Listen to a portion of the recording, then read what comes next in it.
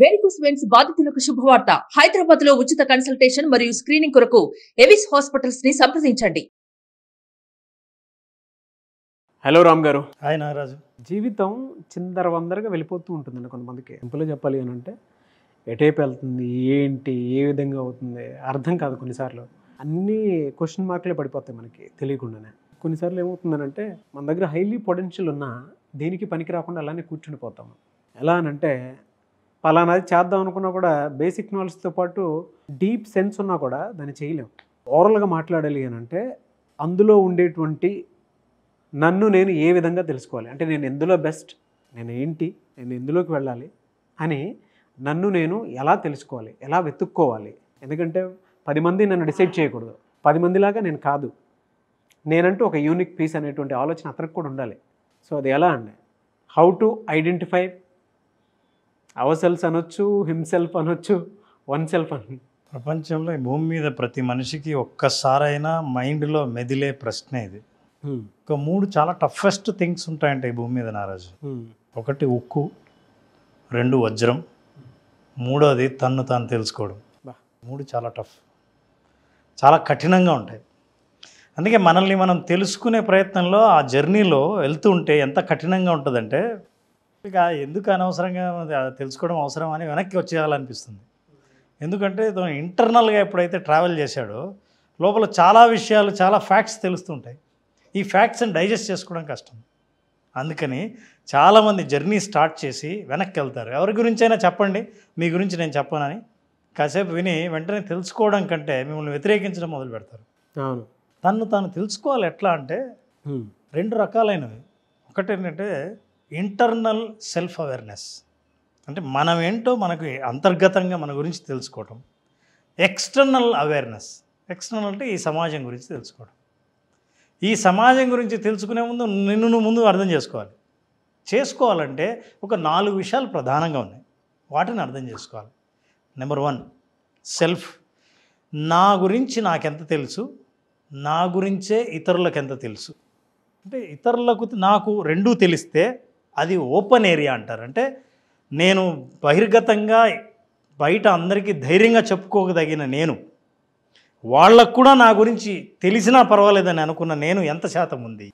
చాలాసార్లు మన గురించి మనం చెప్పాలన్నా, అవతల వాళ్ళకి తెలియాలన్నా మనం ఇబ్బంది పడతాం.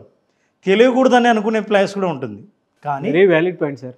2 సార్లు వినండి, ఇదే దాన్ని క్లారిటీ వస్తుంది. నా గురించి నాకెంత తెలుసో, నా గురించి నేనేమనుకుంటున్నానో ఇతరులు కూడా అదే అనుకునే ధైర్యం నాకుందా, that is open area. That is ఒక ఏరియానే సెల్ఫ్ అవేర్నెస్లో. 2వది నా గురించి నాకు తెలుసు కానీ ఇతరులకు తెలియదు. నా గురించి నేనేమనుకుంటున్నానో నాకు తెలుసు కానీ ఇతరులు అది అనుకోవట్లే, దాన్ని సీక్రెట్ అంటారు. ఇప్పుడు ఎవరైనా సరే, for example, simple example, Nagaraju, when ever you think about your self, ఒక క్వాలిటీ గురించి ఆలోచించాలి. What quality immediately you think about your self? Immediately execute చేస్తాను. ఎగ్జిక్యూటర్. ఓకే, ఇప్పుడు సెల్ఫ్ అవేర్నెస్ ఎక్కడొస్తుందంటే నాగరాజు గురించి ఎగ్జిక్యూటర్ అనుకుంటున్నాడు. మరి బయట వాళ్ళు నాగరాజు గురించి ఏమనుకుంటున్నారు? టార్చర్. చెప్తున్నాను కదా, ఆ ఎగ్జిక్యూట్ చేసే ప్రాసెస్లోనే టార్చర్ చూపిస్తాడు అనుకుంటా. అంటే అందులో మీరు కూడా ఉన్నారు అనుకోండి, ఇదే నిజం. సో ఇది సెల్ఫ్ అవేర్నెస్. పక్కా అవేర్నెస్ ఉందని అర్థం, కానీ నిజమే కానక్కర్లేదు. అందుకే సెల్ఫ్ అవేర్నెస్ చాలా అవసరం పూర్తిగా. ఇందాక ఒక మాట కూడా అన్నారు కదా సార్, క్వాలిటీ అని చెప్పేసి. ఆ క్వాలిటీ రావటం కోసం ఇదంతా జరుగుతుంది. అది అర్థం అవతల వాళ్ళు చేసుకున్నా. ది మోస్ట్ ఇంపార్టెంట్ అంటే మన గురించి మనం ఏమనుకుంటున్నాం, ఇతరులు ఏమనుకుంటున్నారు. 2వది అయితే ఇంకోటి, మనకు అవతల వాళ్ళకి తెలిసింది మనకు తెలియంది ఏంటి. మన గురించే అవతల వాళ్ళకి కొన్ని తెలుసు కానీ మనకే తెలియదు, అవేంటి, అదొక ఏరియా. మొదటిది మీకు తెలిసింది నాకు తెలిసింది ఏంటి, నాకు మాత్రమే తెలిసి మీకు తెలియంది ఏంటి, మీకు మాత్రమే తెలిసి నాకు తెలియంది ఏంటి, మీకు నాకు ఇద్దరికి తెలియంది ఏంటి. ఈ 4 విషయాలు కనుక మీరు తెలుసుకోగలిగితే మొత్తం మీ జీవితం గురించి, మొత్తం మీ గురించి సెల్ఫ్ అవేర్నెస్ ఉన్నట్టే, స్వీయ అవగాహన ఉన్నట్టే, మీరేంటో మీకు స్పష్టంగా తెలిసినట్టే. అసలు ఏంటి ప్రయోజనం మీ గురించి మీకు తెలిస్తే? అంటే రేపు ఎవరైనా నాగరాజు గ్రేట్, ఫెంటాస్టిక్, అసలు నాగరాజుకి మించిన వాడు లేడు అని అంటే నాగరాజు ఉబ్బిపోడు. నాగరాజుకి ఏం తెలుసు, నాగరాజుకి చాలా డెవలప్ అవ్వాల్సినట్టున్నాయి, నాగరాజు నేర్చుకోవాల్సినవి చాలా ఉన్నాయి అన్నా కుంగిపోడు. ఎందుకంటే నాగరాజు ఏంటో నాగరాజుకు స్పష్టంగా తెలుసు. ఇది పెద్ద ప్రయోజనం సెల్ఫ్ అవేర్నెస్ వల్ల. అందుకే ఇందాక క్వశ్చన్ అడిగేటప్పుడు నాగరాజు నువ్వు అన్నావు జీవితం ఎటో వెళ్ళిపోతుంది అని. గందరగోళం అని. ఈ గందరగోళం అని ఎప్పుడు అనిపిస్తుందంటే నేనేంటో నాకు తెలియకుండా నేను ఎక్కడికి వెళ్తున్నానో నాకు తెలియనప్పుడు అది గందరగోళంగానే కనిపిస్తుంది. కానీ నా సెల్ఫ్ అవేర్నెస్ ఎప్పుడైతే ఉంటుందో నేను ఎక్కడికి వెళ్తున్నానో తెలుస్తుంది.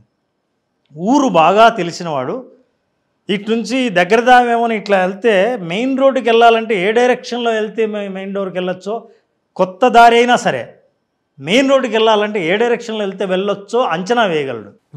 ఊరికి కొత్తవాడు బయటికి వెళ్ళాలనుకుంటే ఇటు వెళ్తే పోవచ్చా తెలియక దారి తప్పిపోతాడు. అప్పుడు గందరగోళంగా ఉంటుంది జీవితం.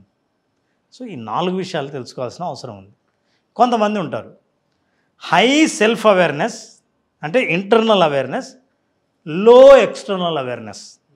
బయట వాళ్ళు ఏమనుకుంటున్నారో దాని గురించి జ్ఞానం చాలా తక్కువ, కానీ తన గురించి తనకు జ్ఞానం చాలా ఎక్కువ. అట్లాంటి వాళ్ళు ఏం చేస్తారంటే అవతల వాళ్ళని సరిగ్గా చదవలేరు. అతి అంటే అంతా తెలుసు నాకు తెలుసు అని అనుకునే వాళ్ళు ఉంటారే, తన గురించి మాత్రమే తనకు తెలుసు కానీ సమాజాన్ని చదవలేడు. అటువంటి వాళ్ళు ఎవరన్నా మీకు అనిపిస్తే మీ ఫ్రెండ్ సర్కిల్లో కానీ ఇంట్లో కానీ ఎక్కడైనా కింద కామెంట్ బాక్స్లో పోస్ట్ చేయండి. ఎందుకంటే వాళ్ళు మీకు గుర్తొచ్చినప్పుడు వీడియో ఆటోమేటిక్ 2 సార్లు చూడాల్సినటువంటి అవసరం ఉండదు, ఫార్వర్డ్ కూడా చేస్తారు. సో ఎక్స్టర్నల్ అవేర్నెస్ చాలా తక్కువ ఉంటుంది, ఇంటర్నల్ అవేర్నెస్ బాగా ఎక్కువ ఉంటుంది. అయితే నాది ఇందాక అడిగా తెలుసుకోవాలంటే టిప్స్ ఉన్నాయి. ఎలా సార్? అదే చాలా ఈజీ. అంటే ఇప్పుడు మనం ఈ సబ్జెక్ట్ ఎలాబొరేట్ చేస్తే చాలా పెద్దగా సబ్జెక్ట్ ఉంటుంది కానీ but let us help them. ఎవరైనా నిజంగా సీరియస్గా మీ గురించి మీరు తెలుసుకోవాలనుకుంటే నెంబర్ 1 మీ గురించి మీరు అనుకునే 5 క్వాలిటీస్ రాయండి. అంటే వాట్ ఆర్ ద అడ్జెక్టివ్స్. మీ గురించి అడ్జెక్టివ్స్ ఏంటి అంటే నేను మంచివాడిని, సహాయం చేసేవాడిని, చాలా కూల్గా ఉంటాను, స్ట్రెస్ ఏవైనా సరే మీ గురించి ఏమనుకుంటారో 5 అడ్జెక్టివ్స్ రాయండి, పక్కన పెట్టండి. మీకు తెలిసిన వాళ్ళ దగ్గరికి వెళ్ళి అరే నా గురించి నీకేం తెలుసో 5 అడ్జెక్టివ్స్ రాయమనండి. ఇప్పుడు మీరు రాసినవి మీ గురించి ఏమనుకుంటున్నారో, వాళ్ళు మీ గురించి ఏమనుకుంటున్నారో ఇవి 2 చెక్ చేయండి. ఎంత మ్యాచ్ ఉందో చూడండి. అదేంటి నేను ఇది కదా అంటే ఎవడు చెప్పాడు? నా గురించి నేను ఇలా అనుకుంటున్నాను, నువ్వు అనుకుంటవచ్చు కానీ నువ్వు అవునో కాదో మాకు తెలుసు. యాక్టివిటీ బాగుంది సార్. ఈ యాక్టివిటీ చేయడం మొదలు పెడితే దీని తర్వాత నెక్స్ట్ లెవెల్ ఉంది. తెలిసిన తర్వాత మిస్ మ్యాచ్ డెఫినెట్గా కనపడుతుంది. అవును, 1-2 మ్యాచ్ ఉన్నా పర్ఫెక్ట్, కానీ మిగతా కొత్తవి ఉన్నవే ఇవేంటి నా గురించి తెలియదే మీరు ఇలా అనుకుంటున్నారా, ఓ 3-4 కొత్తవి తేలుతాయి కదా, ఇప్పుడు నా గురించి ఇలా అనుకుంటున్నారా. నౌ టేక్ అ ఫీడ్బ్యాక్ తీసుకోవడానికి మీకు ఓపెన్ మైండ్ ఉండాలి. True sir. చెప్పండి మీరు నా గురించి ఇలా ఎందుకు అనుకుంటున్నారో, I just wanted to know అని. ఈ ఫీడ్బ్యాక్ ఎప్పుడైతే మీరు ఎక్కువ తీసుకోవడం మొదలు పెడతారో మీకు ఎక్స్టర్నల్ అవేర్నెస్ పెరుగుతుంది. సమాజాన్ని చదువుతారు, మిమ్మల్ని మీరు అర్థం చేసుకుంటారు. తెలిసినవాడు స్థితప్రజ్ఞుడు అవుతాడు. ఎమోషనల్ ఇంటెలిజెన్స్లో ఇది ప్రధానమైన భాగం సెల్ఫ్ అవేర్నెస్. ఈ అవేర్నెస్ లేకపోతే జీవితం గందరగోళం, ఏ పని చేసినా గందరగోళం, ఎక్కడికి వెళ్ళినా గందరగోళం. ఈ గందరగోళం నుంచి బయటపడాలంటే మిమ్మల్ని మీరు తెలుసుకోండి, తెలుసుకోవడానికి ధైర్యం చూపించండి. ఎందుకంటే నన్ను నేను తెలుసుకునే ప్రయత్నంలో కొన్ని భయంకరమైన నిజాలు బయటపడతాయి. నిజం సార్. అది ప్రాక్టికల్గా మనల్ని మనం తెలుసుకోవాలి అనుకుంటే మనల్ని మనం చెక్ చేసుకోవడానికి మనకు చెక్ లిస్ట్ పెట్టుకోవాలి. మనం ఏంటనేది తెలుసుకోవడానికి పక్కనోడి దగ్గర కూడా చెక్ లిస్ట్ని మ్యాచ్ చేసుకోవాల్సినటువంటి అవసరం ఉంటుంది. ఇప్పుడు మీరు పూర్తి వ్యతిరేకమైంది మీకు అవతల వాళ్ళ నుంచి వచ్చాయనుకోండి, ఇక మీరు మీ పనులు ఆపేసి అసలు ఏంటో తెలుసుకోవాల్సిన అవసరం. అవును. అలా తేల్చుకోకుండా తప్పించుకోవాలని అనుకునే వాళ్ళు ఎవరైతే ఉంటారో లైఫ్లో ఒక మూసలో బ్రతుకుతుంటారు, ఒక బావిలో కప్పలాగా ఉంటారు. నా గురించి నేనేమనుకున్నానో, నేను సమాజం గురించి ఏమనుకున్నానో అది కరెక్టే అనే భ్రమలో ఉంటారు. కానీ బయట ప్రపంచానికి అంతా ఇతను అనుకున్నది ఇతని కాదు అని తెలుసు. చివరిలో ఉంది ఏంటంటే I don't know, you don't know. నా గురించి నాకు తెలీదు, మీకు తెలీదు. ఇట్లా తెలియనివే హయ్యెస్ట్ పొటెన్షియల్ అంటాం. అరే నాకు ఇంత పొటెన్షియల్ ఉందని నాకే తెలియదు, అరే నువ్వు ఇది సాధిస్తావని మేము ఎవరం అనుకోలేదు. అందుకే గొప్ప గొప్ప విజయాలు ఎప్పుడు తెలుసా, నేను అనుకోలేదు, మా ఇంట్లో వాళ్ళు ఎవరు అనుకోలేదు, నా ఫ్రెండ్స్ ఎప్పుడు ఊహించలేదు, నేను కల కూడా కనలేదు. అట్లాంటివి డీప్ డైవ్ చేసినప్పుడు, లోతుగా మీలోకి వెళ్ళి మీరేంటో తెలుసుకునే ప్రయత్నం చేసినప్పుడు కొత్త విషయాలు బయటపడతాయి. ఈ 4 స్పష్టంగా అర్థం చేసుకుంటే సెల్ఫ్ అవేర్నెస్కి మీరు పూర్తి సిద్ధమైనట్టే. వాళ్ళు ఏంటంటే బలమైన కోట గోడ లాంటి వాళ్ళు సెల్ఫ్ అవేర్నెస్ ఉన్నవాళ్ళు. ఎందుకంటే అవతల వాళ్ళు వేసే తూటాలని, ఎదుటి వాళ్ళు చేసే విమర్శలు ఈ గోడను ఒక్క రాయిని కూడా పీకలేవు. అంత స్ట్రాంగ్ అవ్వాలనుకుంటే prepare for self awareness. Very good అండి. సింపుల్. 2 times చూస్తే అర్థం అవుతాయి. ఎందుకంటే సార్ అర్థం చేసుకున్నా కూడా రెండోసారి మిమ్మల్ని మీరు చెక్ లిస్ట్ పెట్టుకుని చూసేటప్పుడు ఎదుటోడు ఇంకొక మాట చెప్తాడు కదా, అప్పుడు రెండోసారి చూడాల్సిన అవసరం వస్తుంది. అండ్ 1 more, మీరు చెక్ లిస్ట్ ఒక 5 పెట్టుకుని చూడండి. 5లో మీకు ఎన్ని మార్క్స్ వస్తాయో కింద కామెంట్ బాక్స్లో పోస్ట్ చేయండి. మీరు ఎవరనే విషయం అప్పుడు అర్థమవుతుంది.